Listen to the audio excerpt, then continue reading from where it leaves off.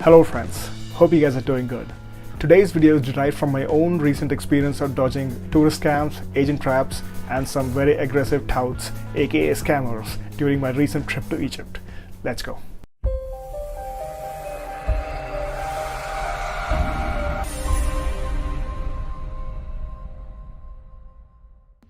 If you saw my previous video, then you already know that I was on a very spontaneous trip to Egypt. Now, while spontaneous can mean a lot of fun and adventure, it can also mean running into a lot of scams, basically attributed to lack of awareness and research. In my case, I reached Egypt quite late in the night by a ship. If you're getting in by a plane, the entry stamp is done at the airport itself. But for me, I had to go to the immigration office and get this stamp. Reaching there was quite a task in itself. Multiple transport and even a ferry ride was required. The office itself seemed like a shady old-fashioned building, and right outside is where I had my first encounter with the local touts, who of course wanted a small fee for getting the stamp done. Guess what? I declined and I got this done by myself without any fee or waiting time. Also, at the office, I found that the drones were not allowed in Egypt. The guy told me that if I had any, then I must deposit it and then collect it again before leaving the country. So guys, in case you have a drone and you want to bring it to Egypt, then you better check with the local rules beforehand. It was a weekend, so a lot of people were still out. Drinking tea, smoking shisha, hookah, or just casual chit-chatting is the idea of relaxing or socializing over the weekend. I found that the people were really friendly, and some would even want to click a selfie or just talk to you if you're up for it. In Cairo, you would find many people, especially youngsters, who speak English. But in other cities, not so much. By the way, Al Shukran means thank you, and every time you say it, it's gonna bring a big smile to the locals. So try that. Also, many people don't know the word pyramid. It would seem odd, but they are more used to the word harem. So while navigating, keep the word in mind. Pyramids are called harem, or you can also just make the triangle in the air and they would understand. After hanging around for a bit, I headed straight from my hotel, booked spontaneously of course. It was quite good. Most hotels have their own arrangement with sightseeing, they have some local contacts.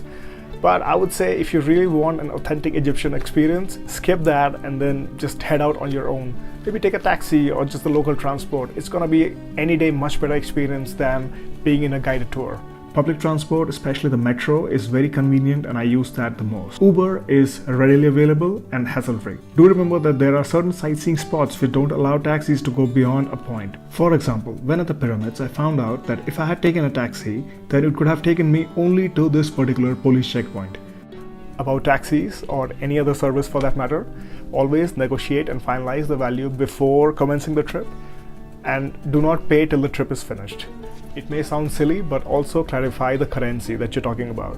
When you want to pay for a taxi ride for 40 Egyptian pounds, say those Egyptian pounds very clearly, because you would say 40 assuming that the negotiation is happening in terms of Egyptian pounds, and the guy's gonna agree, yeah, 40 is fine. But then at the end of the trip, he wants 40 US dollars and not 40 Egyptian pounds. I heard a crazy story about this as well. Once at the pyramid complex, I was approached by a lot of agents who all claimed to be officials and working with the government. Even had an official ID card in a sling around their neck. But speaking to the security, I found that they were all just touts looking for a quick buck. There's a ticketing office and this is the only place you must buy your tickets. Come early if you want to avoid the queue. So if you're looking for a guide or a camel ride, ask the official at the ticketing office and he will point you towards the official ones. The camel rides, they cost 50 Egyptian pounds for around 30 minutes. There are shops inside the pyramid complex, but everything is made in China. So you're better off buying stuff from proper markets in Giza city center, or better still, in Cairo. Also carry some small bills, as everything attracts a fee or a tip. While in Egypt, I would say never hire a service from the street because you cannot trust what kind of experience it's gonna bring you. Some of the camel guys offer conduct tours within the pyramid complex. Now, of course, that happens at a crazy rate. You can agree or you can negotiate. If you negotiate, they're gonna be like, okay, fine, half. And then you think, wow, I got a good deal. But then halfway through your tour, while you're in the middle of nowhere, they're gonna be like, okay, you know what? The money that you pay gets you till here. So now you can get off or pay me what I requested for initially. And then I'm gonna bring you to where you started. And in that moment, you don't really have much option but to pay the amount that he wanted. By the way, it gets really hot in the afternoon, so carrying a cap, a hat, sunglasses, some sun lotion, drinking water is going to be very handy. Regarding clothing, I saw many tourists who were dressed for summer and no one seemed to object or care. But then again, this is a Muslim country and my approach was to be safe than sorry.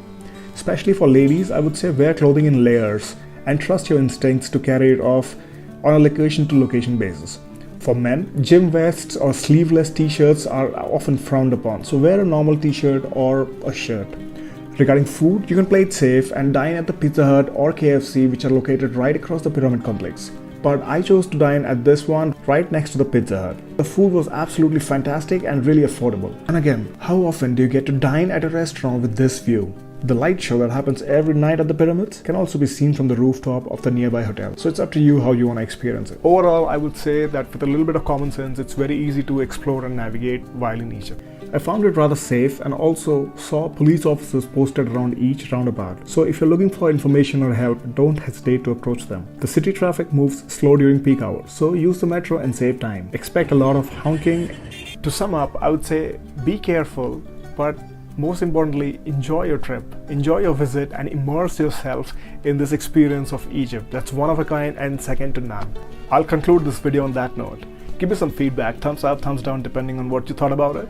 If you have a question, you can also post it as a comment. If you haven't already, please click that subscribe. It's going to motivate me a lot. Thanks for watching, and I'll see you in the next one.